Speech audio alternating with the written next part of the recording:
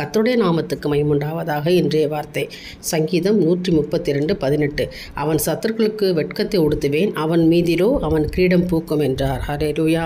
எனக்கு அருமையானவர்களே, உங்கள் சத்துருக்களுக்கு வெட்கத்தை ஆண்டவர் உடுத்த போகிறார். யாரெல்லாம் உங்களுக்கு சத்துருவாக எழுப்பி நிற்கிறாங்களோ, எதெல்லாம் உங்களுக்கு விரோதமாக இருக்குதோ எல்லாவற்றையும் வெட்கப்பட்டு ஓடப்போகுது. எல்லா வெட்கத்தை அனுபவிக்க போகிறாங்க. ஏனென்றால் அவர்கள் தலை குனிந்து நிற்கிறத நீங்கள் பார்க்க போகிறீங்க.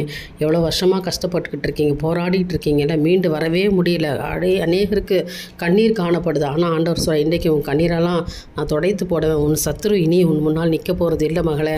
அவர்களுக்கு நான் வெட்கத்தை தான் உடுத்துவேன், ஆனால் உன் மீதிலோ என் கிரீடம் பூக்கும். அதாவது உனக்கு ஒரு கிரீடத்தை நான் சூட்டுவேன். அதாவது அவர்கள் கண்களுக்கு முன்பாக நான் உன்னை மேன்மைப்படுத்துவேன்.